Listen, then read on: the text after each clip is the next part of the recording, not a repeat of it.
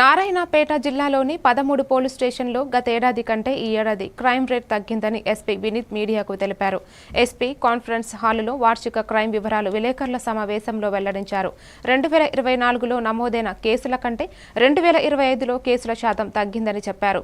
368 cyber కేసులు నమోదు కాగా 165 కేసులను పరిష్కరించి బాధితులకు 20,40,000 తిరిగి చెల్లించినట్లు చెప్పారు.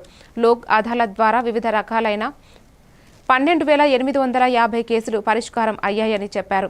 బాల్య వివాహాలు, బాల్య కార్మికుల విముక్తి, పోక్సో కేసులు, దొంగతనాలు తగ్గాయని అన్నారు. శాంతి భద్రతలు కాపాడేందుకు ప్రజలు పోలీసులకు సహకరించాలని కోరారు.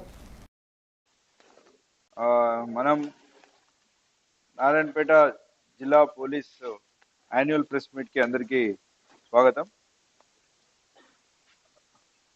మొత్తం ఈ ఇయర్ మన పర్ఫార్మెన్స్ గురించి ఒక బ్రీఫ్ నోట్ తయారు చేశాము. అది మీకు అందరికీ ఇవ్వడం జరిగింది. మనం నారాయణపేట జిల్లా ఇది 2019 ప్రారంభించబడింది.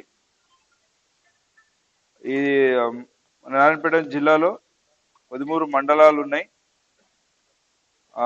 4 సర్కిళ్ళు and 1 sub division and 2 police station extra sanction అయినాయి. ఎంసీసీ వైలేషన్స్ 12 కేసులు, poll violations 3 case, liquor and other cases 63 cases. దాంట్లో 574.64 లీటర్స్ లిక్కర్, సో 33% రిడక్షన్.